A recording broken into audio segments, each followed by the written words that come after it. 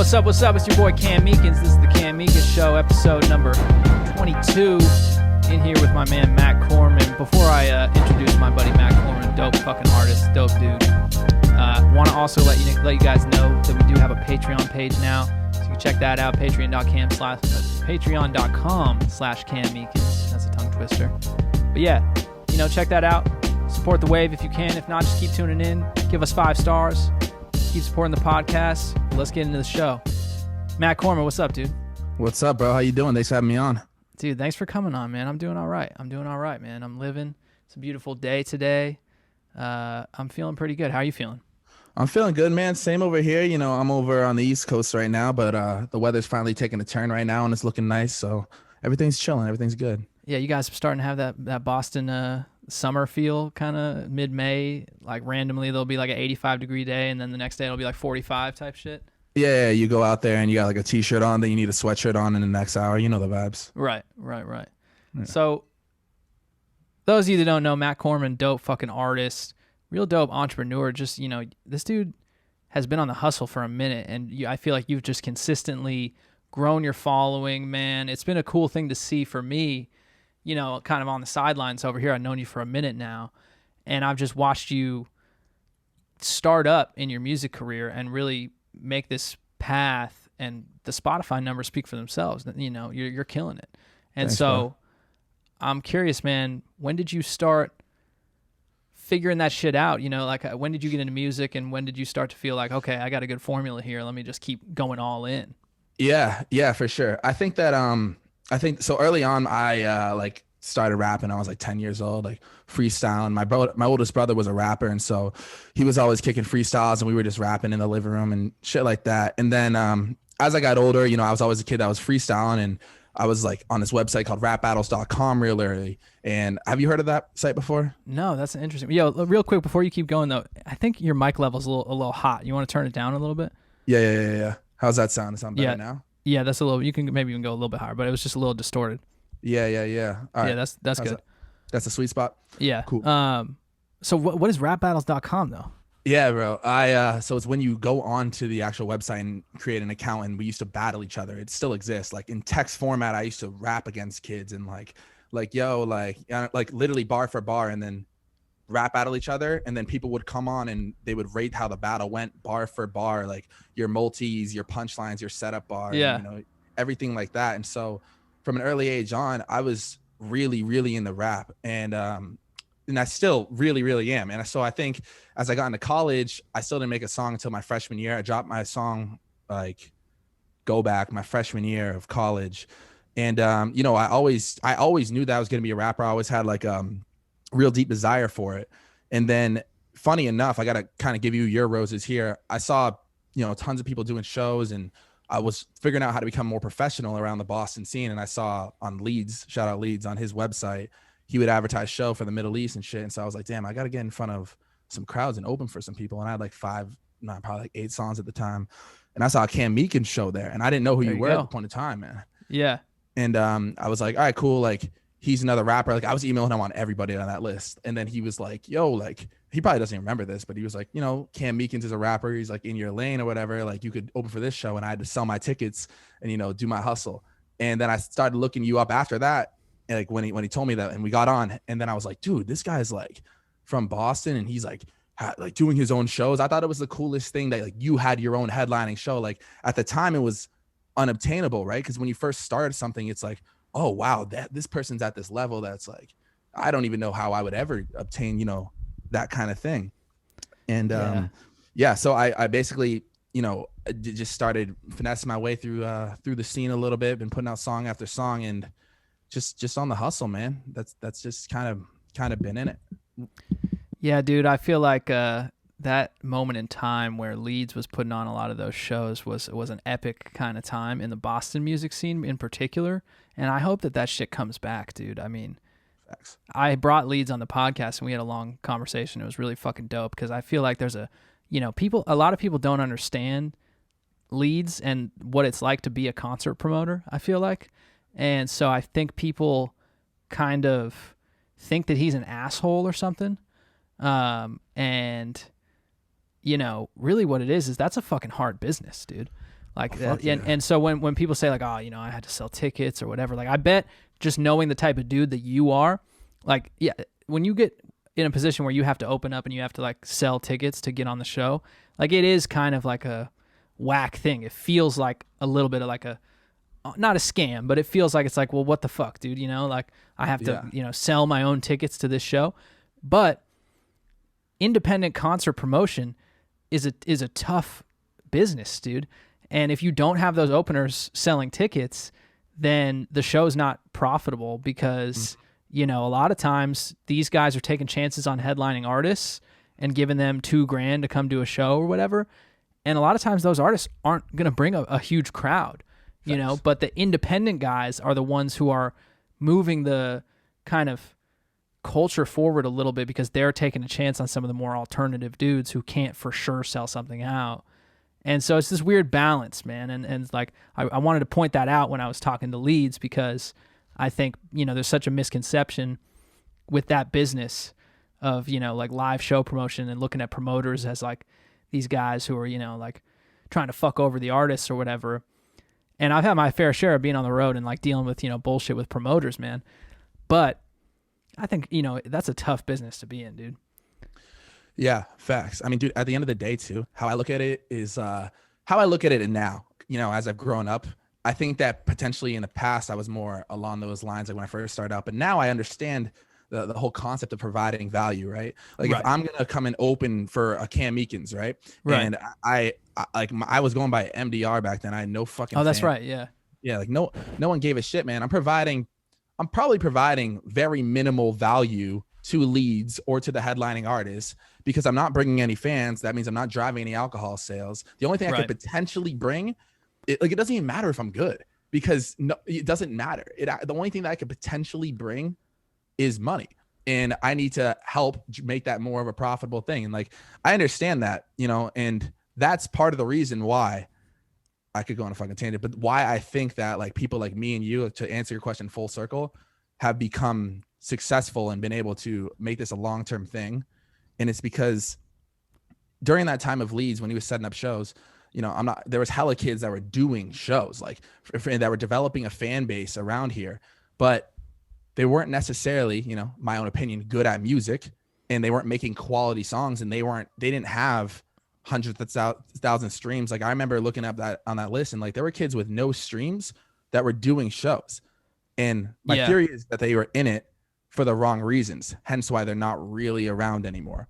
And well, I think popularity. It's like a popularity contest kind of too when you get on like the regional live show vibe. Because if you have a ton of fucking friends in your college or your high school or whatever, then you can get, you know, 200 people to come to a show because they just want to go out and drink and party and shit, you know. But it's great when you find that balance of being someone who early on does have a good network and can bring people out to a show, and then your shit is actually dope too. That's how you actually build something and propel it. And that was my experience when I did my first couple shows.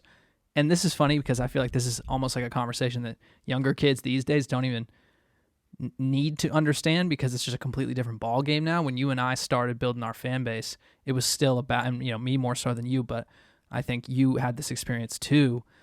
It was more about building your regional fan base through doing shows than it was like getting something popping on Instagram or TikTok to bring people back to the Spotify numbers, you know? And so I built a lot of brick by brick fans by my first couple shows.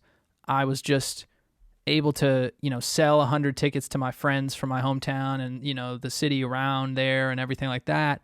And then those kids told their other friends, and then they went to college and told their college friends, and, you know, shit just grows and grows and grows from there organically. And there's something so beautiful about that kind of, you know, hustle of building a fan base, man. And again, I see you as one of these dudes who you're going down a lot of different avenues to build fans like brick by brick. You know, you're a very smart guy, very strategic with how you've grown your music brand and, you know, your overall business and shit. And, you know, so I think that if you are in a situation where, you know, oh, like I have to sell tickets for this show or whatever, you know, the guys that step up and just fucking do it and then also have dope music, you know, on top of that, are all of a sudden in like a really good position. Absolutely. And I think that like in the beginning, this is just with business or, investing in a stock or whatever it is, think about, Drake and Pound Cake, like all the good music's going to last, the real music's going to last, all that other shit is just, it's for the birds. And it's here today and gone tomorrow. Here today and gone tomorrow. And realistically, dude, like I care about rap. Like I still rate bars, you know what I mean? Like I care about it. So like I'd be dropping music even if I didn't have anyone listening. And I think that's why it worked. And I think similar to you, man, like you're barred up, there's a catalog there where there's bars on bars on bars, and there's like understanding how to make good songs and stuff. And I feel like you weren't in it for the popularity contest. I think that's probably why I was more drawn to your brand as well. It was like super organic, like making your own beats and like caring about the art. And that's what I kind of cared about. And I think that's why it became successful, if that makes sense. Yeah. I did it because I found out, a little bit that life is very fragile.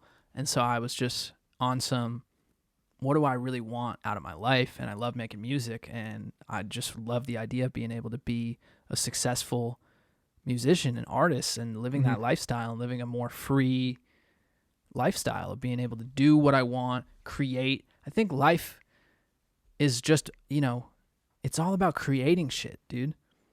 And I'm not trying to get all like, hippie with it or anything like that. But I think that like somewhere we went astray and got so caught up in, and I'm really curious your thoughts because I know that you have seen that world.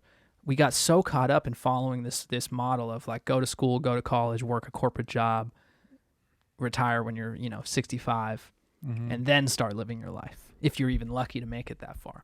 But you probably won't make it that far because you're doing all this horrible shit to your body in those like 30 years because you're in this like mundane, sedentary lifestyle where you're working in an office all day.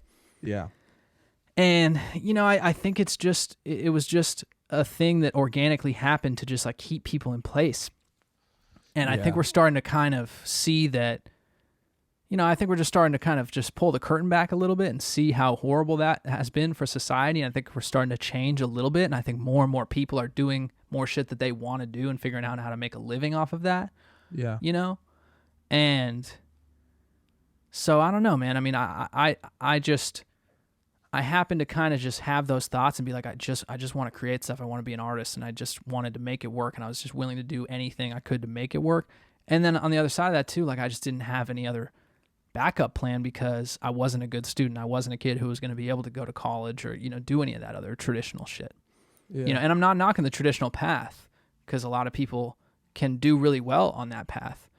But I think we're at a unique time now where there's more opportunity than there ever has been to do your own shit. And so if you have a little bit of a, like, urge to do that, it's something worth exploring because there's so many different routes to it. And so, what do you think about that? Because I feel like you've gone through that a little bit in your life. For sure, man. I had this theory in college that I told my friends, and it was just called the wall. And I would use it for everything, right? Like for everything. Talking to a girl, like there's a wall there that you need to break through in order to have that conversation if you're scared of it. Like performing for the first time, like there's always something you have to break through. And when you break through it, you usually learn like the other side like is manageable. Right. And I think that we've just been taught our whole lives. And I think it's a generational thing because in the age that our parents grew up, like I know from my dad's experience, right? Like he lost a bunch of money and like I grew up pretty broke, and he was always very conservative and didn't want to take any risks. And the idea was, getting in with a good company, get a 9-to-5 and get your retirement going, and like, don't even look left or right and, see what else is out there. Just be safe. And I think that's just from looking at history and like the Depression and stuff. But I think in like my world, I worked in corporate America up until like 2 years ago. And I just remember sitting there in the office, and I just knew I just didn't belong because you would hear these smart people like, dude, there's so many smart people that I was learning from in these offices, like just right downtown, and they're there all day and it's all they care about and all they do. And you'd hear their interests, and they're interested in other things. They're like really interested in starting their own business or whatever it may be. Like I remember my friend, like she just wants to be a painter, but she's like, oh yeah, I could never do it. But it's just, they just haven't broken the mental wall of like, you actually can do it. Like there is a painter that's a professional that's living off of their art out there. So it's possible for a human to do it. You just haven't started your journey yet and haven't been open to the opportunities that may come your way. You haven't even gotten on the road yet to drive your car in that journey. You don't know anything. So I just think that we were led to believe that we should live our lives a certain way. I think now that we have more access to media and seeing how others live their lives, people are becoming more aware that potentially it can be them as well. So I think it's cool to see a lot of people taking more risks and understanding that they can, break out of the mold and not have to live a traditional life. But like for you, so from my understanding, right, didn't go to college, and, you said you didn't have a plan B. So at what point for you, if you this wall that I'm talking about, when did you break through and go, I am a rapper, I am an entrepreneur, and this is who I am? Like, when did you take out the idea of like, I don't have to do anything else? Yeah. I feel like I've been living in that headspace now for quite some time, and I think it was unique because when I was 18, I had record labels that were interested in my shit, and so that gassed me up like crazy. Yeah. And I kind of thought like, oh shit, this is doable, and it is doable. I was able to sign a record deal when I was 18 because my music started taking off on the internet when I was in high school, and it just happened to be this perfect storm of there was a lot of buzz around me and a bunch of other artists at the time. And the way that the music industry works is that like nobody has a fucking unique idea, dude. Like I'm just a product of the fact that like Sammy Adams was fucking dope, and Chris Webby was fucking dope, and like Hoodie Allen was fucking dope, and my shit was super dope. And so it's like, all right, well, fuck, we can't sign Sammy, so let's sign Cam Meekins. You know what I'm saying? Or you like, think so? It's not Do you actually black believe and that? white. Like I don't think that I'm not dope. I think my shit is super dope. But I'm just saying that like the way that labels sign artists is there's a trend going on, and they cast a wide net of all those types of artists. Gotcha. You know what I'm saying? So then when like the SoundCloud rapper shit started happening, right? All those artists got a bunch of record deals and shit like that. And again, a lot of those dudes are super dope, and a lot of they deserve to have record deals. That's why they were in that category of artists. Mm-hmm. But I'm just saying that I'm just trying to say like I don't think that I'm some special example of like why I was able to get signed when I was 18. I think it was just this perfect storm of like, yeah, I had some dope music coming out, and I was working really hard and trying really hard, and it was the perfect timing of like there was a lot of other artists similar to me that were doing really well too. And so there was kind of this moment, especially in the Northeast, of like Northeast kind of like frat rap hip hop. And so, I was just very lucky, and luck bets on people in motion. So I'm not trying to say it's just like random, but you have to, I think, acknowledge the luck a little bit sometimes. And so because I was in that situation and had a couple years where I had the record deal and I did a couple albums with them and just like learned about the music industry, like that was like, for me, that was like going to college because I was 18. And I even said it, I was like, if I do this deal 4 years from now, I do the requirements of the deal and I'm out and I can be independent. And it's kind of like a crash course on the music industry as if I had gone to college. Right. Good point. And so I saw it as like my college education. And it really did turn out to kind of be that in a lot of ways. But, because I had that experience from like 18 to 22 working with the labels and shit, and then after that starting to launch my own shit and just figuring out how to make it work independently, from that point on, I never looked at it like this wasn't what I was going to do. Like I never for a second thought like, oh, I'm going to go and get, some other job or do some other thing like that, because I was just all in, dude. I was all in, and I'll always be all in. And if that means that I'm like sweeping up trash at fucking Disney World 15 years from now, I'm still all in. Yeah, that's interesting, man. I mean, what do you, in terms of I know I'm flipping this on you a lot, but like that's fun though. That's fine. You're a podcast host too, so I feel like it's good. Well, okay, in the times when let's say you're sweeping the floors at Disney. Let's say before it's there, right? You said you're all in. The big concern for me in my life when I took that leap was, okay, like it's obviously the concern of this may not work, right? That I just want people who listen to this to understand, like, of course, like this may not work, right? For you though, when it's not working and you experience, you know, the lows, and let's say money's like, you know, I don't know what your situation was with the label or whatever it was, but like, Yeah. let's say, you know, people are like, hell, I need to eat, I need to live, like I want to do my job, but it's just hard for me to do. Like, how do you walk through those times of uncertainty, I guess? Yeah. Well, and again, I think everybody's situation is unique, so it's very circumstantial. Right. But, you know, I would never ever knock anyone for having to have a job, you know what I'm saying, or have something to supplement their income while they're trying to get this thing going. But that doesn't mean that you're not all in. You know what I mean? You can be all in while having some means of, you know, supplementing your income while still being all in. There's a lot of time in the day, you know? Yeah. And so I think that's, you know, partly an answer to the question.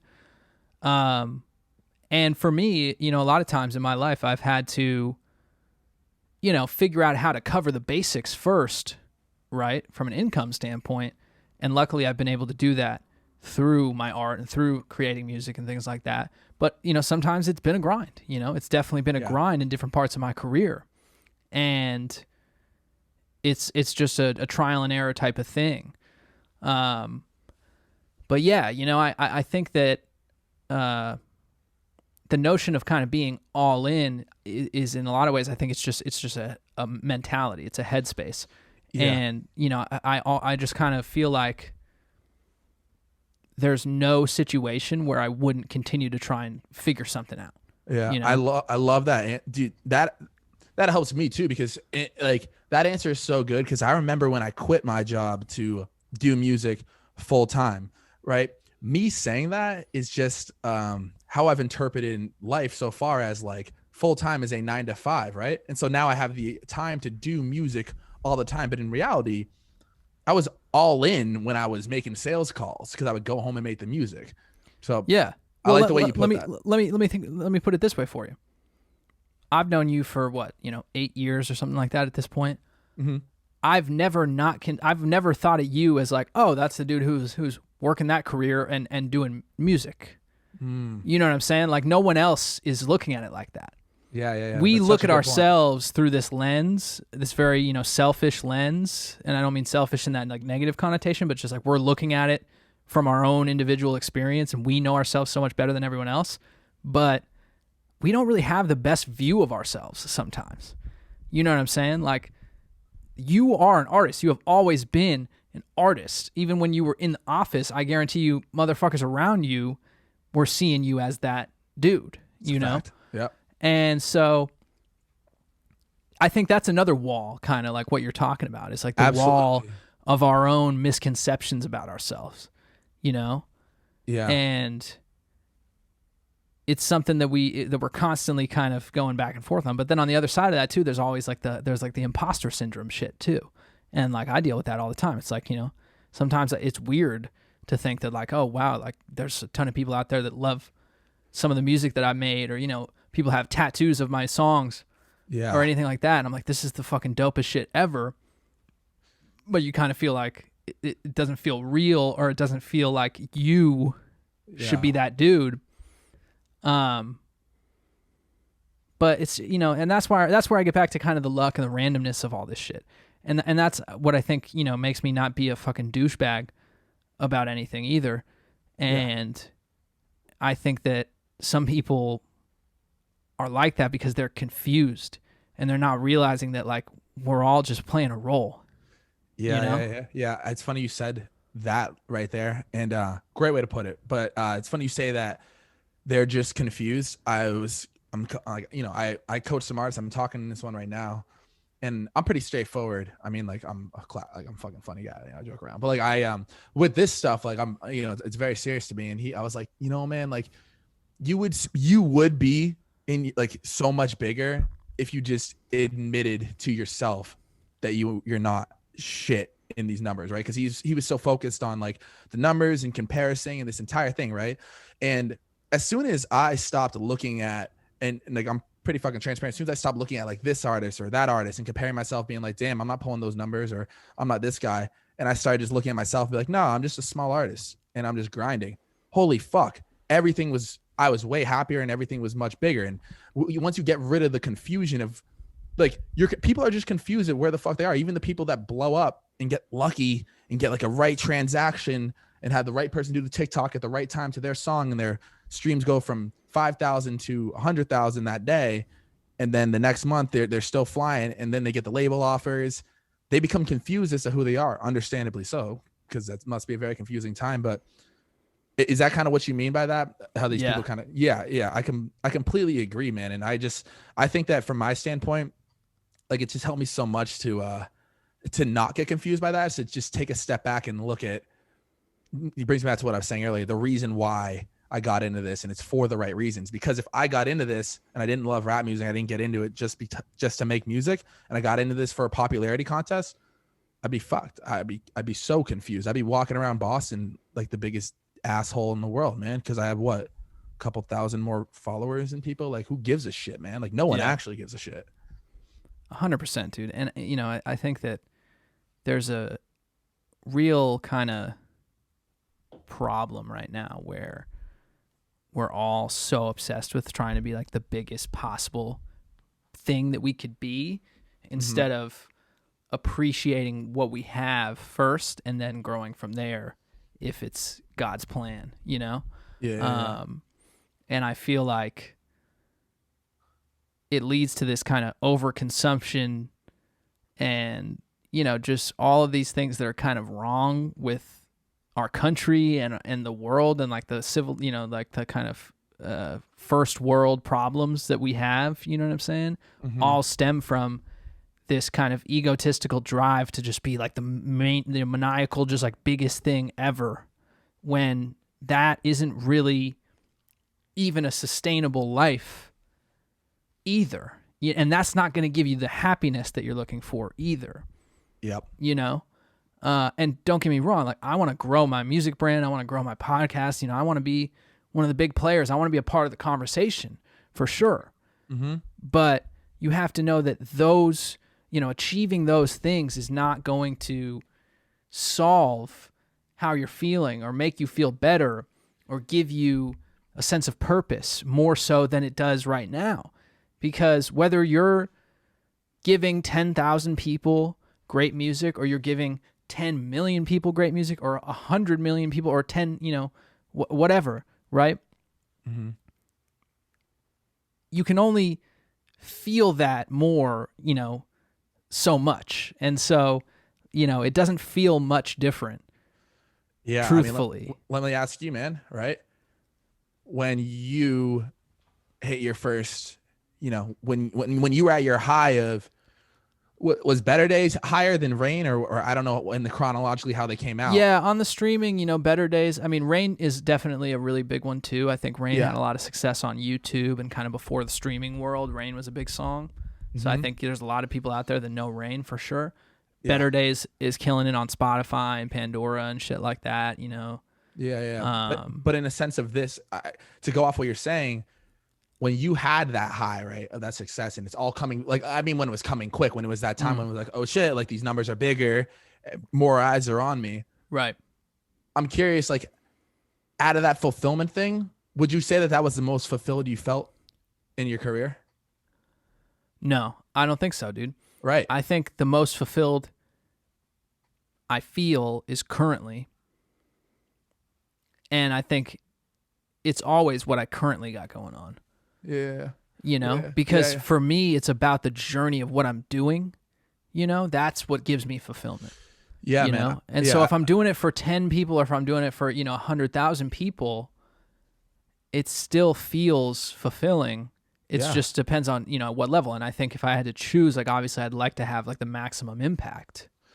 Right. But what I love that you said that. I mean, the whole idea of, you were spot on, man. It's because we're consuming so many things, and it's overconsumption of like ideas of what I can be as a rapper. But like in like the whole encompassing everything, what's wrong with just being okay with me being myself and getting 250,000 monthly listeners and being able to do right 100 cap venues around and affecting people's lives. Like, why can't I be happy with that? Like, why do I have to be Drake? Like, there's so much that goes into trying to be that. It's like, and I think that's another wall too, which is being okay with who you actually have become and who you are. And just like potentially the opportunity to become something bigger may come, you can work at it, but like where you currently are, just being happy where you are is just, I think it's a huge struggle that I think everybody kind of deals with. And it's something that I've kind of broken through this year of just kind of accepting, you know what I mean? Yeah. No, absolutely. Well, and I think this year in particular has kind of brought a lot of that out, because I think this is the first time where we've all had to really be alone with our thoughts for a long period of time and really think about what's actually important to us and what actually brings us happiness and shit like that. Yeah. But like, you know, I get fulfillment and enjoyment out of life through connecting with people, and that definitely includes music and making podcasts, connecting with people who follow my music and all that stuff. I get a lot of enjoyment out of like genuine connection, right? And cooking dinner and being with the homies, eating dinner, or being with my girl and eating dinner, you know, shit like that brings me fulfillment. Mm-hmm. And for a long time, I had 500K monthly subscribers written on my whiteboard, and I have 550,000 monthly subscribers on Spotify now, and I don't feel any more accomplished or different now versus when I had 300,000. You know what I'm saying? Yeah. I hit that goal, and I've got other goals that I want to hit too, but that's because I want to stay in motion, because I enjoy the motion. Yeah. And I enjoy all of it, you know, but those things that you measure, whether they're metrics or their finances or whatever, those things aren't giving you the fulfillment. Once you start making enough money to cover yourself and not really worry too much about it, the next amount of money doesn't feel that much better. You know, it's a limited capacity. You know what I'm saying? Yeah. And absolutely. So, and don't get me wrong, like I'm not shit. I'm not making like, you know, tens of millions of dollars or whatever. But I think that it's just about being realistic about kind of where our happiness truly comes from. And I think that money has a big kind of role in that for sure. But once you reach a certain point of that, it's not as relevant. You know what I'm saying? Absolutely. And so I think it's just helpful to have these more kind of open conversations about it, because all of us are so obsessed with the chase of just trying to, like, you know, get bigger and do the bigger thing or whatever. Yeah. And you end up kind of just getting kind of clouded in your head of thinking about all that stuff, and then all of a sudden you're not going on the path. You're just, you know, worried about that shit, you know? And so it's like, take a step back, just think about, what am I creating? And funny enough, that's the path that's going to make you the wealthiest and the most successful and all that shit. You Facts. It's cool hearing that from you, right? Because if you think about it this way, right? Like I have like 250,000 monthly listeners, and my whole life is like about the hustle and grinding, and, you know, not just in music, like fucking everything, dude, like investments, like crypto, like fucking anything. I'm just, you know, always about getting better and stuff. But you know what's funny about the analytics? Like you talk about your whiteboard. Like I got my whiteboard. It's actually erased right now because I used to have all these goals on it. I've never felt, I've felt good from looking at analytics. Probably can count on one hand how many times it's made me happy. And even when I achieved, right? When I achieved and got higher, and I was like, holy shit, I want to hit 1 million streams. Like, holy shit, whatever it is. Once you're at that level of getting X amount of streams per day, I'm just looking for when it goes down. Like my mind it notices every time, oh, it's down. But like when it goes up, I'm like, okay, cool, it's up. Now that's the baseline though. That's the baseline of like, okay, that's acceptable. And it actually just creates more opportunity to be upset versus happy, from my personal experience. Right. Well, and it's just, yeah, I totally agree, dude. And it's just, it's counterintuitive to the creative process. Absolutely. You know? Absolutely. And so I used to be really focused on that shit. But I realized that it really doesn't do you any good from a creative standpoint to think about that stuff. And I think the most creative people in the world aren't thinking about that shit. You know? You're right. Yeah, you're right, man. I mean, the only reason I really think about it, so much now. I actually don't think about it at mine as much anymore. I think about like the people I'm like working with more, but Yeah. because I took my success and then made like a model to help other artists so that they can stop doing the bullshit that I fell into at one point in my life and kind of make it work for them. And like it just I don't know. I don't even know how to fucking word it, dude. It's just like they are like when I'm more focused, like right now, I'm not focused on my numbers as much and I'm making the best music that I've ever made and I'm happy. I want to record. Like I like, you know how many times, like, I don't know if you ever felt this, like you open up Logic and I'm just like, dude, I actually don't even want to do Dude, it. 100%. But I mean, think about it this way though, dude. It's not because you looked at the numbers and fucking understood the numbers that you are where you are. It's because you were making all those songs and putting them out every single fucking week and getting creative and doing all that shit. And, you know, you could have looked at the numbers half as much or, you know, 1/4 as much and still been on the same path. And looking at those numbers, we think it's doing something because we want to see the progress. Our brains like that shit. Our brains like validation. And that's all the numbers are doing. It's just validating that, like, okay, like we're doing something. But it's like, you know, if you're looking at the numbers and it's kind of hindering that creative process, then it's like, well, don't worry about it because you know what I'm saying? And I'm not knocking looking at your analytics. And I think like you're a super analytical guy. And I feel like that's been a real helpful thing for you in your career, which is super interesting. It's funny we were having this conversation, but I wanted to have the opposite conversation. I wanted to talk to you about analytics and, you know, all this different shit. But you know, I've just been you know, randomly on this kind of trying to focus more on the creative wave lately. Yeah. And, you know, I think it's just about like delegating some of the analytical stuff, you know, and the financial stuff and things like that, and really focusing on like what, like input, output, like what am I, you know, inputting my energy into and what output am I getting from that, you know? And when you input your energy into looking at the numbers, the only output you're getting is, you know, just kind of reading those numbers back. Facts.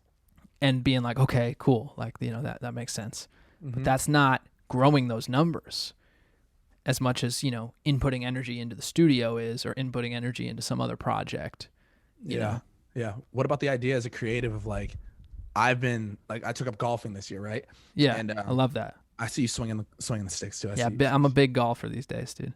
Love that. I've been golfing my whole life, but. Oh, really? Yeah. Yeah. It's fucking tough sport. But I saw like, I've started to realize like I started taking more trips literally to just get inspired and just experience more things. And the value of taking time to not be in the studio and go and hang out with my friends and like go to dinner and like just go and travel to different places and get new experiences has actually increased my music, my analytics, you know, because you get inspired from it. We're creative people and it provides more ammo to work off of. Right. Yeah. And again, I think that's another thing that we lacked this last year was that balance of, you know, the social interaction, the going out, going to get dinner, so that you have something to talk about in the studio, or I have something to talk about on the podcast or whatever it is. You know, you got to live your life to an extent. And also, it's just like we have one fucking life, dude. Like, I'm not going to fucking waste all of my time being productive. You know what I'm saying? I spend a lot of time being productive. Yeah. But I'm not going to spend my entire life producing. I love that, man. I'm so glad you said that. You're wise as hell. I already knew that. No, I mean, I don't know, man. I just like to talk shit now, and I'm getting more comfortable doing these podcasts, so I'm just, you know, shooting from the hip. But I appreciate you saying that. It's true, bro. I mean, I remember I literally, because I get into these things where like I overwork myself because I'm trying to make it happen tattooed on my arm. That's my entire brand is about working and making things happen. And so right. I took 2 months off. I didn't go record, open up a Logic for the last 2 months. I just started back up on it, man. It's like, I'm going to do that way more often. 100%, dude. Yeah. I mean, you know, when my dad passed away, I kind of took 6 months to just kind of like do shit at my own pace. If I felt like working, I was going to work. You know, I did launch the podcast in that time frame and I was doing that every week. But other than that, you know, I was taking a lot of time to just, you know, kind of just be with myself, you know what I'm saying? And just kind of figure shit out a little bit. And, you know, I think that the reality of the situation is that like your productivity doesn't hinder, or it doesn't like get lower when you balance your life, it can actually get better in a lot of ways, because then when you do get in the studio or you do X, Y, and Z thing, you're working more efficiently, you're feeling motivated, whatever it might be. And so I think it's all about finding that balance when you're going through those times in your life where I just think our bodies know what we want, dude. Like our bodies know when we want some fucking water. Our bodies know when we need some fruit. Our bodies know when we need to fucking take some time for ourselves. Like we have to listen to ourselves, Mm-hmm. because and again, like it's not about being lazy. I'll never be a lazy person. I'm always going to be getting up and like getting after it and making it happen. Shout out to you. Let's go. But it's just about listening to yourself. Like, what is my body, my mind telling me to do today? I think that path is the most fulfilling one. Love that. Yeah, I completely agree, man. Trying to take more time for that, 100%. And it's tough because you got to make an income, you have to make a living, and you have to do all this shit. But you just gotta look at where you're at, and think about what am I. And it's different for everybody who's doing different shit. But if you're in the path that we're on this creative hustle, you know what I'm saying? I think all of us could spend more time creating than anything else. You know what I'm saying? Because that's what drives the revenue at the end of the day, is the stuff that you're creating.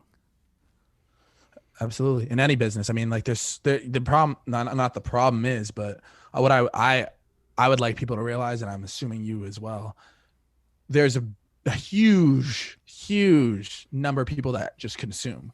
Right. And I think that there's now a push, thankfully, for more people to create, right? I mean, if you're just out there in life, I said this to somebody the other day, I was chirping him, but on the ice, but he was just like, what I'm saying is like, if you just live your life, I'm just not trying to knock people, but like, if you just live your life and just constantly are consuming and you're not giving back, it's like, dude, you're just a leech. Like you're just literally just eat. Like you just wake up and you just fucking eat and you just consume and you just take and you just take and you just take. Like you got to give back. I think so. Like that's how I want to live my life. I want to be remembered. That's not talking shit, dude. That's just speaking facts. Facts, right? You got to provide. It's the same thing as like any interaction. If you're trying to sell something, if you're trying to create a network, if you're trying to just improve anything, like you have to wake up and you have to give value to something, whatever the hell that is. Like you can't just be a fucking big vacuum your entire life. But I think there's a lot of vacuums out there. Dude, 100%, man. And it's a universal law in life. Like who are your, people that you love to be around the most? It's the people that are like giving you something of value, man. Like they're making you feel good. You know what I'm saying? Like they're selfless people, right? And if we could all be a little bit more like that, think about like what can we do for, our community, our friends, our people, whatever, it's such a long way and you get it back tenfold, But yeah, dude, I don't think there's anything wrong with calling that out because there's so much consumption going on without the other side of it. Yeah. Creating stuff and producing stuff. And it's just like nobody wants to be around that energy. No, dude, it's the wackest thing ever. And like, not to just suck my own dick here, but I've always been the kid in my friend group. Everyone's like, been like, like I feel like I've always like moved that way in my friend group with people of like, to be honest, like I've been like a leader in my life. And like, people are kind of like attracted to. I know that sounds like weird to say, but I know why. It's because in every social situation, I feel like I've always tried to provide and put in. And I think that like, that's what you're saying, people become attracted to, and it's the same reason why you can close a deal if you provide value. It's the same thing why in a sales funnel, if they give you something for free, they're more like they're going to purchase the actual product because you provided some sort of value to them. And I think the reason why people are more likely to be consuming rather than creating or putting content in the world is just because, bro, it's so much fucking easier for me to order Uber Eats a cheeseburger versus me making it. And that simple concept is just in life. Like it's so much easier to be the person laughing at the comedian on stage. It's way fucking harder to be the one creating and thinking of the jokes. It's way easier to play the song on Spotify. It's way harder to make it. And that's the whole thing. It's just so easy to be a consumer. I think people kind of get lost in the sauce, and they also have this idea that the people who create content, the people who are like vloggers, the people who are these like bodybuilders, or just whatever it is, the people that they consume from, they have this idea that's kind of impossible to be them almost. For sure. For sure, dude. And it's just it's a lie that we've been told our whole entire lives. It's like fame. Like, yeah. No, it's a lie. Like you grow up and you go to school and you hear like, well, you can't do this. You can, you can't be a musician, or you can't make a living doing that. Better off kind of going to college and getting a job or whatever. And it's like, for what though? For what? You know what I'm saying? To go to an office and, have a bunch of kids before you're ready. And then all of a sudden that's a huge financial burden. And so then you got to keep the job and you're unhappy, and maybe you'll get fired. Maybe you won't, because it's just the roll of the dice. You know what I'm saying? Like for what are we doing all these things? Why are we so committed to this system that doesn't benefit us at all? Doesn't benefit us at all. And if you look at like even people in different countries, dude, like in Europe or whatever, like they're balanced. Like, and again, like I'm not knocking like the corporate world. Like these jobs have to be done to an extent. I mean, I think a lot of them are becoming obsolete, and a lot of things are going to be automated, and robots are going to start taking over shit. And I think people like Andrew Yang and shit like that are thinking forward about that shit, where it's like we do probably need some level of like basic income for people to just live straight up, because there's not going to be enough shit for people to do. Yeah. We already figured out how to mass produce all this different shit, make our food, make our products. Like there's not a lot of jobs that need to be done in the future world. Except for shit that's like servicing one another. We're moving to a service-based economy as opposed to a production-based economy.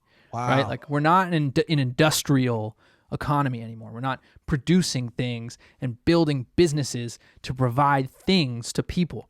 What we're doing now, the big thing that's moving us forward, is we're providing services to other people. Mm-hmm. You know what I'm saying? And so those type of jobs will still be around, but the production shit is not going to be around. And dudes like Andrew Yang and these dudes who are talking about like kind of the idea of universal basic income or something like that, just to give people something to like live off of, that's kind of going in this right direction of thinking about, let's prioritize like what life is actually about. Life is not about working a job. It's about building collective experiences and having a community. Mm-hmm. You know what I'm saying? And just kind of doing something dope and being with your loved ones at a bare minimum. That's what life is about. And what I was saying about the people in other countries is, it's like, we are so obsessed with work in America, and there's so many people that are stuck in the corporate trap and are just working their ass off for nothing, right? And in Europe and other places like that too, they have way more vacation time. You know what I'm saying? Like they have way more work-life balance. And so I'm hopeful that on the other side of this pandemic shit, we can have a more realistic conversation about that. Because cats are working from home now, and they're getting the same shit done that they were getting done when they were going to the office until 7 o'clock at night every single day. Right. Yeah. Like the world has not gotten worse because motherfuckers couldn't go to the office. No, man. I mean, I used to commute to the office, like I did that whole game for very long. And like 100%, man. I mean, how dope does this concept sound that like you create art? Or I won't even use us for an example. Like I don't know, I guess do whatever you enjoy that is pushing a positive value into society. And you don't have to be fearful that you're going to not have a home because you don't have any income. Because that's the hard part, is that the shit that nobody really wants to do is the shit that makes it possible to live, because it pays you like safely. Like I didn't really want to make sales calls, but like that job paid well, and it paid way more than I was doing off of my music. So I can't focus on what I want to do. I got to go do what I can, because I need to live. And if I don't live, like you just walk down the city and you see people, and you could look outside your neighborhood. If you just open up, people open up their eyes and realize people are hurting and struggling. Life's really fucking hard. And I think the concept that life, it's fucked up. Like I had this whole idea that, the life is good stickers just on the back of cars and stuff. Like we were growing up and stuff. I know this maybe get taken the wrong way, but I kind of say like, fuck that. I just wish it would just say life is hard and just like wear it and just like accept the fact that like this is a difficult task. Because if we keep telling these kids that like life is good and it's nice and easy, I think the concept of it is like, you know, like look on the bright side, which I understand, but I would like the message to be pushed across a little more to like, especially younger generations that like, yo, this shit is very difficult. You need to like pony up because it's hard and you need to work through it because it's set up that way. Well, it's just like the whole thing of like, not everybody needs a fucking trophy, dude. Like, you don't need a participation trophy. Facts. You know, like you and I played sports growing up. Like, not getting the trophy at the end of the year because like that fucking kid was better than you. Like, there was this kid, Blake Dowling, he's a friend of mine. Shout out to him. But he was always fucking better than me at basketball, right? Mm-hmm. And I would always be the sixth man, and he would be the fucking starting 2 guard. And, you know, then I would come off the bench and fucking replace him. And every year when we were little kids, dude, like he would win the award for, you know, whatever, the best offensive player or whatever. And I would always want to win that trophy in whatever basketball league we were playing in. And the fact that I didn't, it sucked. And like, you know, I probably was really bummed about it when I was a kid, but that motivated me to like go back into the gym and work harder and try and be better the next year and do all this shit. And it's like, everybody doesn't need to be gassed up and think that like they're the shit when they're not. You know, 100%. Sometimes you need to be told like, no, you're not that dope yet. You got to keep working at it. Yeah. 100%. And if you can't handle that, then that's not a good look for the rest of your life. Like, you need to learn how to handle that shit and deal with it and turn it into positive action. Right. But yeah, man, I think about that shit all the time because it's like, you know, life is hard. You know, we need to be realistic about that shit a little bit and just kind of fucking figure out how to operate within those parameters. 100%, because that's how you're going to be able, like, I always use this example, right? I got in fights growing up, like a lot of fights growing up. I know what it's like to get punched in the face, right? There's so many kids who have no idea what it feels like to get punched in the face. And so one day they're going to get punched in the face and it's going to hurt them way worse because they never got punched in the face before or understand pain, right? Yeah. I want to use, this is why I kind of love golf so much this year, I think, because I suck at it. Golf, if you play no mulligans, you have to be perfect. That shot has to be perfect because you hit it once and then it either does what you want to do or 99% of the time it like cuts to the right. You're in the woods. You're hitting from somewhere you don't want to be. Right. And it should, like, the concept of golf sounds so easy. I'm just going to hit this ball and it's going to go right there, right? That's fucking easy. It's so fucking difficult. And I was playing with this guy the other day. He was extremely good at golf. Had a terrible, terrible last 4 holes. And like, I was like, oh man, you can just like hit another one. And he turned around. This is so crazy. He turned around. He's just like, can't hit another one in life. And I was like, damn, he kept it real. I was like, that's potentially true. A lot of the times you can't. So it's like, it's a good, that's probably why I love golf so much. Cause I can see my game getting, better. And it's like, you can't, that's just like how the fucking cookie crumbles sometimes. It makes you, you get the concept of what I'm saying. Yeah. No, 100%. Dude, golf is a good analogy for life. Yeah. 100%. Yeah. It's just being, realistic about where you're at a little bit, is important to do and not kind of be, like no one's getting, it's not a benefit to tell a kid like you're so fucking dope when you're not. 100%, dude. Imagine how fucking like whack our lives would be if we were just told, like, imagine the first songs that you were making. Like, I'm sure there's some people gassing you up, right? But imagine it was like, that's perfect. Like, you don't ever have to get better. Like, that's a great job, Unless you had that drive to, like, dude, you might 100%. Become complacent. Well, and a lot of the times, the hate that you'll get kind of is a big motivator too, man. Like, there was a lot of, there's always been hate on, everything that I've ever done in my career, Do you now, I'm curious for you because I think I get a lot of hate now because I run ads for my growth guide program. And so like, as you run ads, you get more eyes on you. I'm curious for you, like, you've been in the game for like, what, 11 years now? Yeah, something like that. Yeah. 11, 12 years almost. Yeah.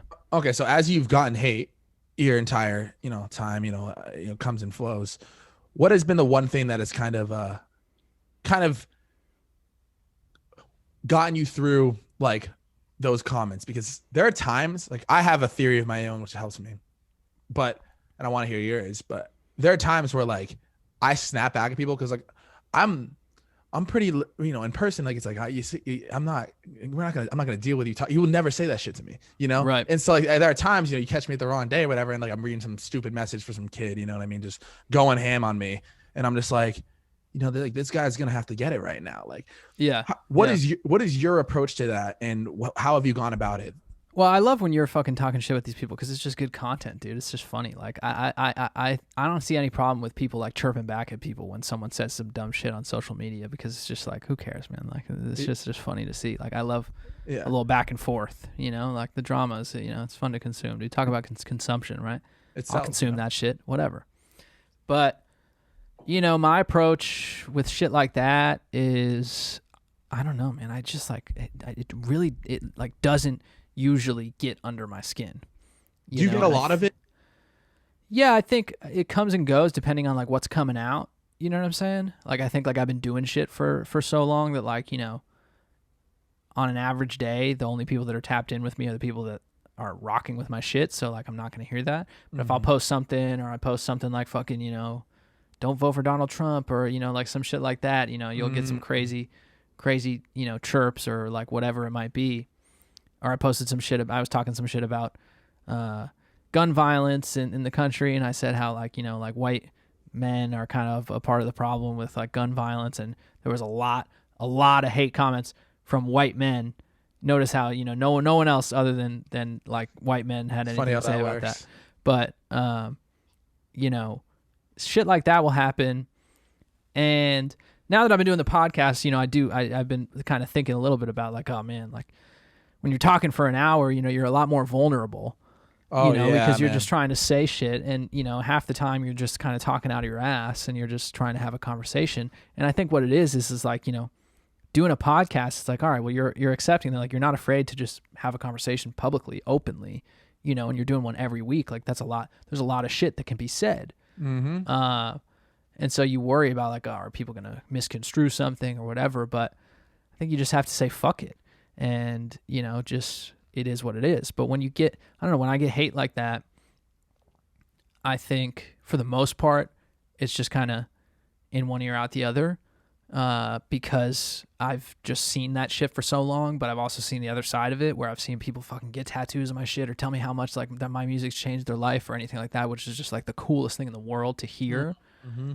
So it really, and again, like I'm not trying to like sound like, dude, like it doesn't faze me, whatever, but like it just really doesn't matter when you have the other side of that. When you have people that are showing love and showing you how much like your music means to them or whatever, like nothing that anyone else says, at least for me, I guess I'm just like kind of, that's just where I'm at with my headspace. It just doesn't bother me because I'm just like, whatever, like you can't please everyone, nor do you want to. Yeah. I usually look at it and like, now I can see that the only time anybody would ever, like, I don't go around my day hating on people, and I feel good. Like I'm fine. Like I'm secure in who I am, Right.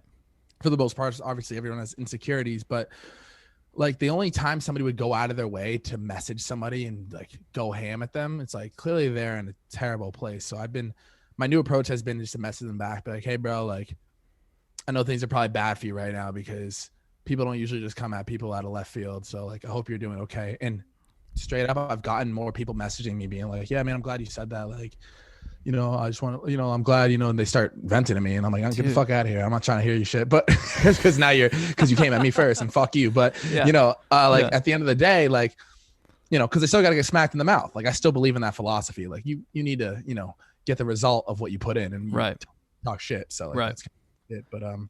But yeah, bro. Feel that. No, that's actually so true, dude. Like 9 times out of 10, they just are trying to get a response, and then they're like, "Yeah, bro, I didn't mean that." Some people are like, "Yo, oh, bro, like I didn't know you would respond." And it's like, dude, but that's like, the so you're just randomly fucking yeah, right. They think that like just because I have a blue check, like there's this crazy amount of floods of DMs and like I can't see anything, and it's like, yeah, I don't know, man. No, I hear you, man. I hear you. So what's been up on the music front, dude? You've been putting out new shit. Are you in the studio right now? Yeah, man, heavy. I'm doing a song every other week for this entire year. I think I haven't announced it yet, but I'm thinking I might do weekly singles for August and September. So my goal is to put out 40 songs this year, like 35 to 40 songs. In the studio heavy, man. I mean, I have this good process going on right now. I'm mixing my own vocals, and then I'm getting them mastered by Maddie, and he's really elevated my sound a ton, and gotten that fullness and that like really loud quality, and everything's so much cleaner. So because that's one thing I needed, man. Like my whole engineering game, like shout out to Adrian for making it way better, but to be fully honest, it competed to a point, but I wanted to take the shit to the next level, and you got to level. I looked at my product and was like, this shit, I'm hearing some other people's shit and it's just way cleaner. So had to figure that out for a bit, but dropping hella songs, man, like just like hella songs. And I'm trying to do a video for every song, like whether I record it myself and then, whatever it is, but pushing the music heavy, man. I'm all about dropping the songs. Yeah. So what, let me ask you, man, like what motivated you to pursue the artistic life? Cause I feel like I talked about how, I had this kind of mental shift where I realized like, I'm all in, and I'm kind of curious. I know you said, you kind of felt like I'm not supposed to be in that other life. You know what I'm saying? But what were some of the turning points for you? Like what actually made you come to that realization? Yeah, I think like, that, did you just want to live the artist life? You wanted to be an artist. You loved creating. You loved music, and it was just, that's just what it was for you. I think that's a part of it. I think that music just happened to be the avenue. I was going to become an entrepreneur no matter what, and kind of do my own thing, whether I was selling soccer balls or fucking baseball cards, whatever the hell it was. I think artistic was because like genuinely I love rapping and I love making music. It just happened to get to a point where this is now the business that I'm working on. But like, right. That's what motivates me is making a good rap. Like what motivates me is sending my older brother a track and he being like, oh, like first verse was fire. Like, you barred up on those ones. And like, I like that rhyme scheme right there. Like that still fires me up. Like I still like hearing like new albums and being like, okay, like I'm disappointed a lot now. And it's hard to become a fan of a lot of people because a lot of the shit I understand they're playing the market, and I do it a ton in my songs, man. I do a ton. Like I'm putting out songs with melodies and heavy basses just to get the point, get it stuck in people's head, or the science of a song or how it's going to perform in the market. And because we're battling algorithms all day, and it's unfortunate, but I think that still motivates me. And what motivates me, like in the entrepreneur sense, genuinely, I fucking get off on seeing people work hard at something that they believe in and that they create and getting their win.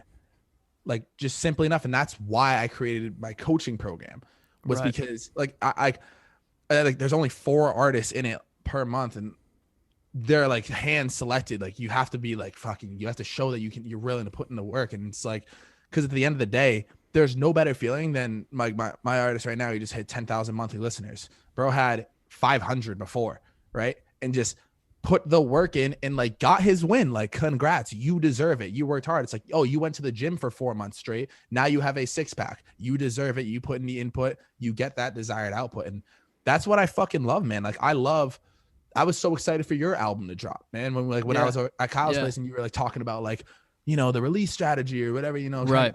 And then like, I'm so excited to see like the wins from it. I'm excited to see the results. I'm excited to see, like Jack Bauer doing well. I'm excited to see, oh, like this is getting used in like, a Jordan vlog or shit like that. Like I think, I DM you. Like I literally love seeing people fucking win. And I think that's that personality trait that I have. Like it's what I love. I think it's a little opposite in the music industry. A lot of people don't show that much love to shit, but like, bro, it comes to the same token of where's that coming from though? That's what I'm trying to like understand, because and I feel that way too, man. Like I love just being a part of all this shit, and I love seeing you win or anyone else, and like like I feel like Mod Son is like that dude. Like Mod Son is always 100% dude on everybody's shit, dude. And like anytime anyone's doing anything, he's showing love. Like good shit, dude. Like that dude's like the most positive dude. And I'm just So not just that though, even just the idea of just being a creative and being an artist and shit. Like I'm just trying to find the common loop from all these people as to like, what got you there, like deeper than just, when I was, 19, I fucking decided like that shit was dope. But like what Yeah. actually turned your personality into what it is?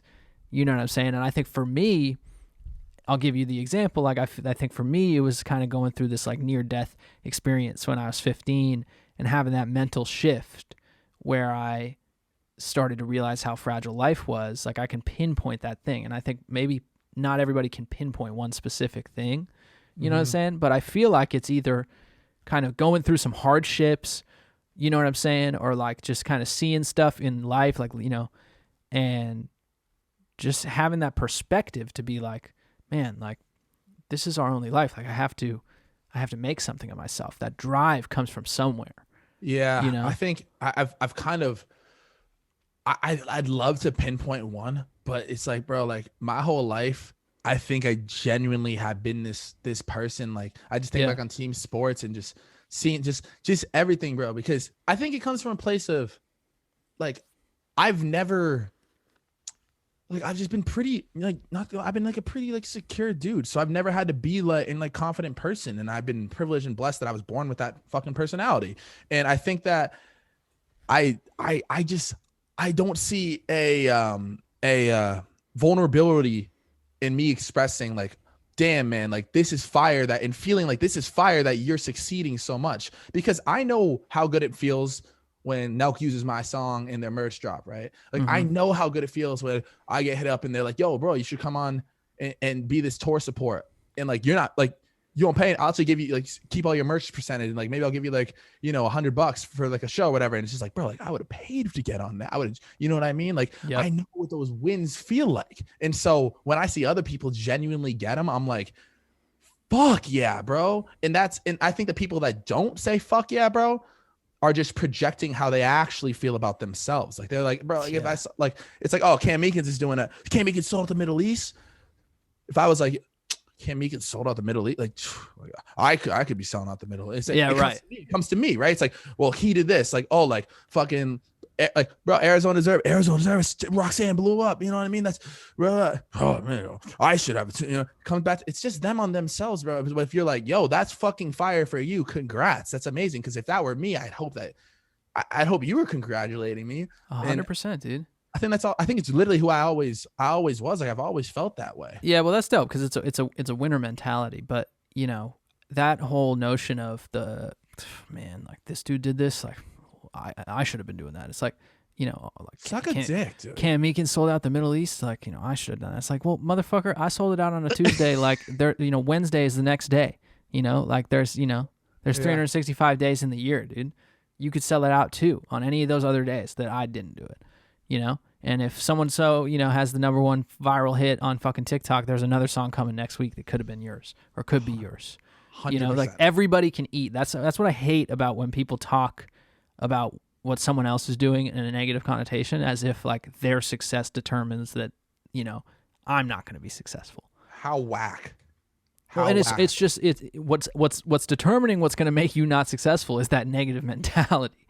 That's what's determining to make you not successful. Mm-hmm. But yeah, man, people are just kind of like so caught up in like, well, what's this person doing? What's this person doing? And why isn't that me? And you're right. It's a projection of how they're actually feeling about their own shit. 100%. I think I'm not even hating, dude. Like life is tough, dude. Like sometimes you get misguided and you're in a bad spot and you're feeling like that negative energy. You know what I'm saying? And so I get it. Like, but I'm just trying to kind of give it to people straight in the sense of it's just like everybody can fucking eat. Like no one else's success determines anyone else's success. Yeah. Do you have any time that comes to your mind? Cause you've been in the game for a while and you saw some really good success. And anybody that comes to mind, like big homie shit that didn't have to give you your roses, like giving you your roses anytime that comes to mind. What do you mean exactly? I mean, like in a moment, or it doesn't have to be big. I'd like it to be though, because it makes the story cooler. But like someone who didn't have to, who could have been like, damn, like that, like could have felt a way about you finding success, right? But rather than projecting that, was like, yo, like that's dope, or like supporting you, and you were kind of like, oh, that's dope that person is doing that. Well, I think my experience with it is that anyone that's actually successful is super stoked about anyone else's success. 100%. Like to your point, dude, like, I've got a lot of friends who are really successful And, you know, I've met a lot of different people who are, you know, doing really cool things. And nobody is ever on their fucking, you know, what the fuck is that? Like, you know, I've met some of the dopest artists, man. Like, you know, I met Mac a bunch of times before he passed. I met all these different dudes, you know. Dudes will hear me working on music in the studio and be like, oh, that's dope, dude. Like, everyone's showing love. Like, nobody's hating. You know what I'm saying? Right. I think, like, the one time that maybe people were kind of, like, hating, not even hating, but just, like, being competitive is when we were all starting out, dude. Like, all of us dudes, like, you know, the Chris Webbies of the world and Sam and, you know, me and Mike Stud and Huey Mack and all these dudes that kind of came up in my, like, era of rap back in 2010, 2011. Like, we were all super young back then, and so there was this competitive spirit of being like, oh, bro, like, you know, I'm trying to out-rap this dude, or like, fuck this dude, or whatever. And it's like, that none of that shit is relevant at all, man. Like, Huey Mack's one of my best friends. Like, you know, any of those dudes, I'm, you know, pretty much good friends with any of those dudes. And I got nothing but love for any of them and want to see any of them win. And I know that they feel the exact same about me. So it's like, once you get a little bit more seasoned in what you're doing, you can't have a hating bone in your body. You know, when you're young and you're 18 or you're 19 or you're 20 and like you're fucking 6 months into the game and you're just like, go, go, go, you're confused and you're like, oh, well, fucking, like, if this dude's doing something like that, you know, that's going to affect me or whatever. It's like, no, none of that shit matters, dude. Like, everybody can do their thing. Everybody's fucking dope. And that's why I was mentioning, like, Mod Son. I've noticed in particular, you know, for 10 years now, Mod Son is a dude who's always showing love to every fucking artist that's ever coming out. Anyone that he comes across, he's showing love. Just like genuine dude. And I've always thought that that's so fucking dope, man. And I want to bring him on the show because he's a trip. But yeah, I don't know. Yeah. That's kind of a roundabout answer. I don't know if that gave you any specifics, but no, it makes perfect sense. What about you?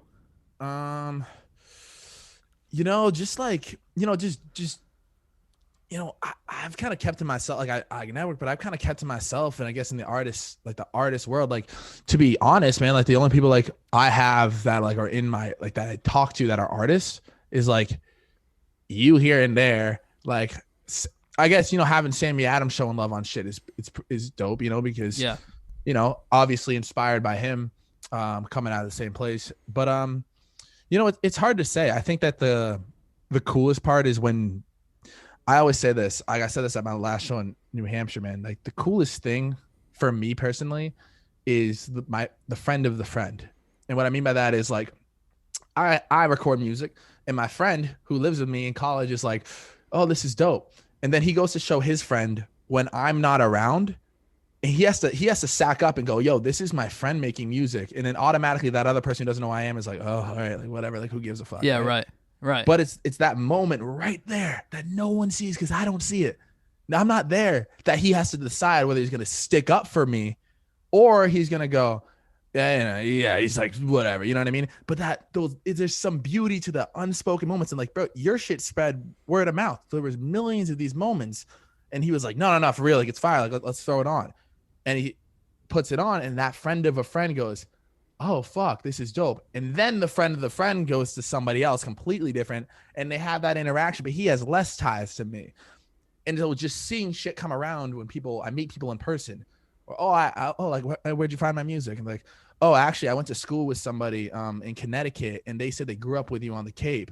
And like, and then like, oh, this is my friend. I brought her too. Like, yeah, we really like your stuff. And I'm like, there was an interaction there where someone had to give roses and not hate. They had to make the choice to be like, oh, this is actually kind of cool what he's doing in an industry where it's so lame to try to rap. Like, you know, it's like when people are trying to rap out of the town, I think that the stigma on it is like kind of like a bad stigma. The instinct is to hate, for sure. The instinct is to be like, oh, here we go.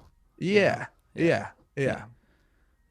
And it's the same thing, man. If you see that kid like trying to do something on social media, it's like, oh, there's whack. And then all of a sudden they have like, you know, 500,000 followers. And then everybody's like, oh, dude, I grew up with that kid, man. Yeah, that's my dude, bro. You seen his videos? So sick, bro. Yeah, that's But they'll talk shit behind your back when you're like, you know, from, you know, 100 to 2,000 followers. You know? Yeah, absolutely. And you just got to fucking just put those blinders on, man, and not worry about the fucking chirping, you know? But that's true. You know for a fact that if you're hearing some word of mouth shit like, oh, so and so heard my music, you know that there was a conversation there prior to that was a positive one. That's interesting, man. I haven't thought about that. That's a cool concept, dude. Yeah, it's the dopest shit, man. That's how you know the product is.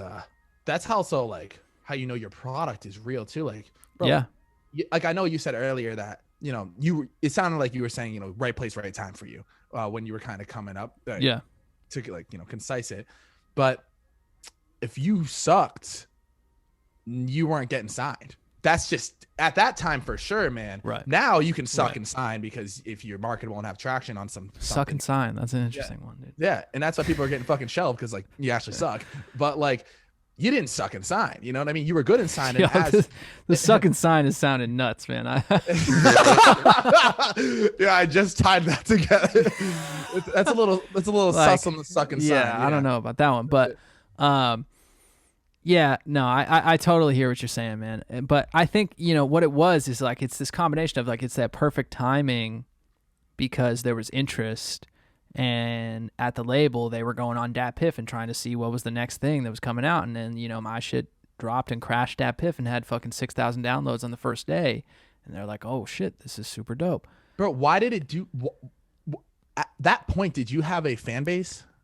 I was on my fucking hustle, dude. You know what I'm saying? So like I was doing the shit that like, you're doing too. You know what I'm saying? Like I was just trying to fucking figure out any way to make gains doing what I was doing. And so at the time, and these lessons are applicable, it's just that the playing fields are different now. I was playing with YouTube and Facebook and Dat Piff and the blogs, but now kids are playing with TikTok and social media people and shit like that. But it's the same thing, like Addison Rae using someone's like new song. Back then that was like fucking Complex posting your song, or like, Good Music All Day posting your song or something like that. Right. It would just immediately get people to fucking know what was going on. Yeah. And so, I would just reach out to all these different blogs. I brought Tim Weber, the founder of Good Music All Day, on the podcast. We talked, like I would reach out to all these people who are running these blogs and be like, check out my shit, check out my shit. And then the Rain music video dropped, and so that just took off on YouTube, and then people were posting on the blogs the video on YouTube, and that started to kind of just take off from there too. So then when I put the 1993 mixtape out, which Rain was on, it got sponsored by Bro Bible, it got sponsored by Good Music All Day, the two biggest blogs at the time for that subgenre of music. And so both of them posted it when it came out. And so I already had fans from like the people who were listening to those blogs and shit like that. But that gave it just so much attention, and people love the music, and I'm very appreciative of that, and it was fucking awesome. And I think I was spitting my ass off, at fucking 17, just like going in. I still listen to that. I listen to that album more than any of my other shit. Bro, if I'm in the car, if I'm in the car, I'm putting that shit on and listening to it. You know what I'm saying? Love that. Yeah. You were yeah, for sure. And I think whatever it was, like I can't call it from the inside looking in what it was about the shit that was coming out that people kind of gravitated towards. But my guess is that, it was cool to see somebody like going that hard, you know what I mean? And you would think that someone that like looks like me would be going that hard. And then on the other side of it too, I think it's like the deeper songs, the more like personal shit, like people really gravitated to the storytelling. Yeah. And I've always just been really interested in kind of like being able to tell a story through music, and figured out how to kind of do that in a way. And that's what always has worked for me. But yeah, man, I think it's just a combination of a lot of different things. And you have to be realistic about that, man, because like shout out to Good Music All Day. Shout out to Bro Bible. Like none of that shit would have happened if they didn't sponsor the fucking thing. None of it would have happened if I didn't get this fucking kid that was 2 years younger than me at my school to like make the artwork. None of it would have happened if I didn't fucking harass leads to give me Maddie Trump's fucking email so that I could start working with Maddie, and Maddie mixed all my shit. You know what I'm saying? And like none of that would have happened if I didn't like spam Sammy Adams' manager at the time, telling him like, dude, I know Maddie, let me open up at a show. And then I was opening up a House of Blues. Like I just had to fucking get in where I could fit in. Yeah. And I was just doing anything that I could. And I was on the fucking grind, man. Like I had a lot of energy. I was going to New York when I was like 17 on the weekends, taking the fucking Amtrak down to New York, 17 years old, not knowing what the fuck I was doing. Like ended up in crazy situations till like 5 a.m. with all these people in the music industry, parties, like crazy shit. But I was just fucking young and excited and just trying to figure my way into this whole entire world. And it was a lot of effort, you know? So I'm not just saying like, oh, anything can happen. You got to fucking put the time in. But if you're moving, something good is going to happen eventually. That's what it is. Yeah, 100%, man. I love hearing that story. Like, that's why I feel like I'm smiling right now. Dude, that's the whole thing. It's like, dude, it's cool. And that's a story that needs to be told too. Like, yeah, because think about how many Camp Meekins fans there are out there.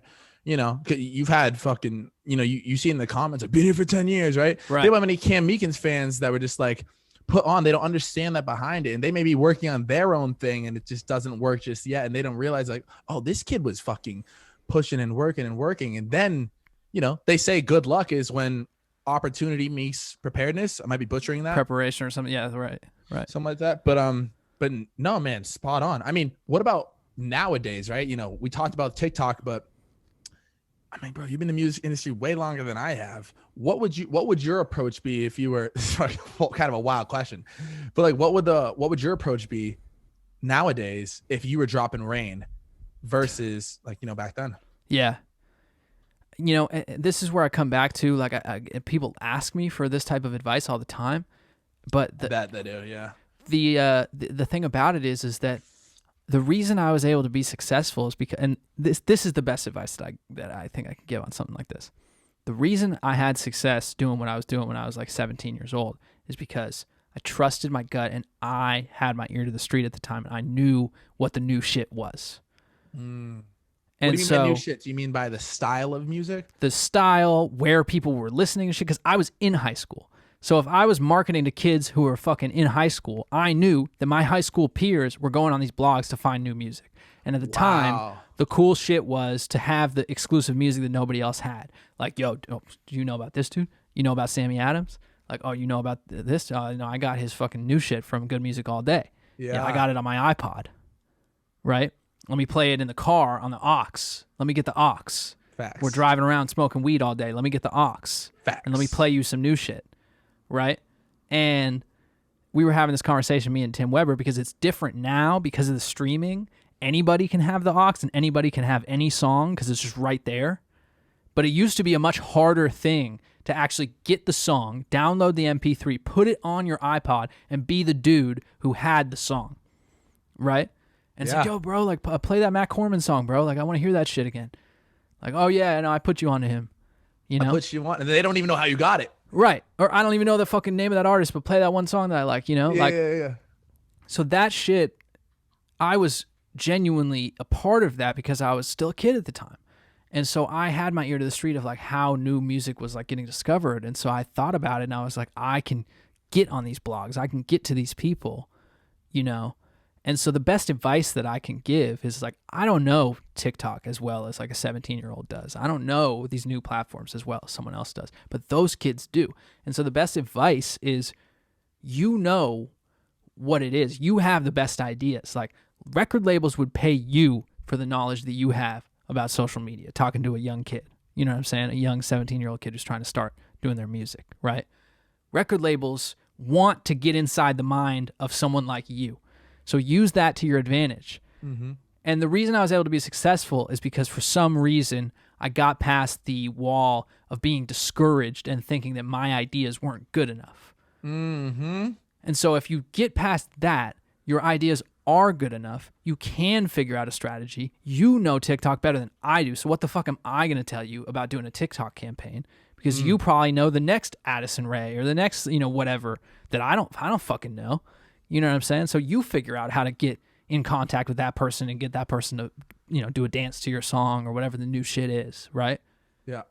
And so that's really what it is like, get past that feeling that we have when we're young kids where it's like, I gotta ask someone else who's like a vet who like knows this shit what to do. It's like, no. The truth is, all these old motherfuckers want to know what you guys know. So trust your instincts, because the music industry that I'm in today is not going to be the music industry that you create. You're in the middle of creating the new music industry. You and all your young kids that are, you know, on TikTok doing all this shit. That's where the music industry is going. So you guys determine what the fuck it takes to break new music and do this new shit. Great answer. And that's what we were all doing 10 years ago with the blogs and everything like that. Yeah. Yeah. Absolutely, man. No, that was fucking spot on, man. It's so true, dude. And it's all about breaking down that wall, that like kind of like you said, and the idea about the labels, right? Like I haven't had as much label experience as you have, but I have had a little bit. And it's like bro, like I was sitting in Interscope, right? And right when we sat down at Interscope, I'm with my friends from college and like we're all excited, like, one of the first things we start talking about, they're like asking my opinion on shit. And it's so like when you just said that, it's like so funny because I'm like, in your head the whole time you're trained, it's like, I'm supposed to walk up in here and you're supposed to tell me how we're gonna make this go bigger. Right. And because like I was so excited, I'm excited to be in, to listen to y'all real quick. But it's like realistically, you play the product that you have, and then they go, all right, like what's your plans for this? And like, what do you like? Well, how do you think? Oh yeah, that could be a good idea. It's like a lot of talking from me, and I'm just like, this is interesting. You actually have no fucking idea. You're just waiting for me to say some shit and then how you can fund it and make dollars. And then potentially, hopefully I'm just really that good at being a creative. And then maybe a guy somewhere who can help plug this somewhere, maybe. Yeah. The record label business model has completely changed from being a model that could do manufacturing, distribution, production, recording, all of that stuff, putting it out and marketing, right? That used to be the traditional business model of a record label. Now a record label is just a glorified venture capital fund. Right. That is just putting money behind someone else's idea. And just like every other venture capitalist in the world, love to take credit and say, yeah, I'm an owner of this shit. You know what I'm saying? That's all it is. That's all a record label is. Nowadays you can just fucking take a loan out at the bank if you got good enough credit. Like it's really that simple. But the one thing they do have is like, connects to those Spotify playlists or like the curated stuff. Like a little bit for sure. But I think that's overblown. I think they have that to an extent, but it's not as relevant. But the comparison of like what they used to have in terms of like the distribution on lock, like you couldn't get your music into fucking Best Buy or Sam Goody or any of these things if you didn't have a record deal. You know what I'm saying? And you couldn't even make an album if you didn't have a record deal because it cost $100,000 just to record 10 songs. Now it costs $1,000 to buy the best setup you could buy, and you can record the whole thing at your house, and you can distribute it worldwide for $30, right? You don't have to have the massive logistics network of trucking in CDs to different stores and people stocking the shelves, So that's the difference now. They do have the Spotify playlist and they have the relationships and, they have the payola going on with Spotify and all this shit. And they own a financial interest in Spotify, and it's all fucked up and super messy and shit like that. But, they're really just looking for like, oh, what is this new artist doing? And how can we just kind of like get in on that? Because they know how to market their shit, Yeah, I think it's at the point now. It's like, if you're good enough, like I'll be transparent. This is like what I'm going to be trying to do. And like, I don't care. People know my fucking business. Like I am trying to put a bag behind like a big campaign, like a big marketing push and paying some big influencers to use the fucking shit. And I don't care if people come back to this and they see like, oh, he paid this influencer. Like, yes, I did. And I want you to know good business though. Yeah. Right. And I want you to know that if you're the artist sitting there going, oh, how the fuck that Matt Corman song get used by Addison Rae or whatever. And it's like, oh, cause everyone can fucking eat. So I don't care. But I guess I hear you on, to an extent, right? Because sometimes you could sign an artist and like Russ talks about this all the time. He's like, them pitching you to like New Music Friday or Rap Caviar. It's just them pitching this one guy who is like controlling it. And like they can just say no. But I guess to a point, it's like, if you believe in your fucking product and you're good and you actually don't sign a suck. But suck. Right. like, potentially it can create more opportunity for you to land on those things. You know what I mean? Totally. What about for you though? And that was fucking forever ago, but did you see an increase, I guess, in popularity when you did work with Atlantic, right? Yeah, I think, they definitely brought me to another level in my career. And then from there, I took my career independently, but it was kind of like the first phase of my career. So it was kind of the thing that put me on the initial map. I mean, other than like, the 1993 and the Rain and the early blog days, that gave me my first little, kind of success. But the label shit kind of took it to another level and a more traditional kind of iTunes mainstream kind of thing. Right, because back then could you not get on iTunes? Was there no TuneCore back then? There was, but it was there was definitely more things that you could do, to your point, like as a label to kind of get things going a little bit. Gotcha. And this was before Spotify, before streaming, so it was all about the iTunes actual digital sales and shit like that. Mm-hmm. But yeah, no, I mean, listen, I don't knock labels. I think some artists need labels, but for me, it's like I'm not in the music industry. I'm in the Meekins industry. Yeah. No, like you're in the Matt Corman business. Like you're like, and so some people are like that, some people aren't. Absolutely. I mean, the only time a label would ever work in my situation, like it would work very well, but the only time that I would allow it to be a part of it is like it would have to be a good strategy behind it, because I understand my value. As simple as that. Yeah. No, absolutely, man. So what can people look forward to from you, man? I want to leave them with a little fucking something to go check out some Matt Corman shit, show some love. Yeah. Fucking, get shit popping a little bit. Yeah, man. I gotta, like I said, I drop a song every other week. So if you're a person who likes listening to music, you should definitely type my name in and go listen to it, because I'm going to, provide what you're looking for. No, on a serious note, man, like I'm just looking forward to just creating shit and just seeing the reaction it's going to have on people. I'm looking forward to touring whenever the hell that opens back up. Cause like for the first time in my life, man, like you did like, you've toured and shit, and I've only done like little legs. And like for the first time in my life, I feel like I could actually like headline some little thing. Like I don't know after the pandemic, like how many people are gonna be showing up, or True. Yeah. whatever the dynamic for ticket sales is gonna be. But like I've been working so hard to get to this point where, I may not be that popping on the gram or on social media, but I have way more followers on my music than I do on social media. And I think that speaks to the actual product of that. People will show the fuck up to listen to the actual music. Yeah. And so no, you and me both, man. I feel you. Yeah, for sure. Like, bro, there's a reason why you have 500,000 monthly listeners, right? Like, I don't know what your social media stats are, but it's like, sure, people like, that's why you can sell tickets and do that shit. And so I'm excited to be at a point where I can potentially do something like that. So hopefully when things open up, I'll be able to tour a little bit. And yeah, man, just keep on the grind. You know how it is. Hell yeah, bro. No, I see what you're doing, man. And I love the hustle. And I think, you're going to have a lot of success with the touring aspect of everything too. And it's funny because I'm in a similar position, man. Like the Spotify numbers at the end of the day are really the numbers that matter. You know what I mean? I could give a fuck how many people like my picture, dude. Right. How many people? Exactly. Yeah. So yeah, no, good shit, man. Where you at on social media though? Even though we're just fucking shitting on it right now. Yeah. Just you can follow me at Matt Corman, MattCorman. That's on everything. Yes, sir. Matt Corman. Appreciate you coming on, man. Next time you're out here on the West Coast, we'll do it in person. We'll have a new setup. It's the Cam Meekins Show. Appreciate you tuning in if you made it this far. That's love. Drop a comment. If you're watching on YouTube, listening on Spotify, make sure you follow. Follow Matt Corman on Spotify while you're there, too. Shit, kill two birds with one stone, you know what I'm saying? It's the Lamp City life. It's your boy Cam Meekins. We out of here.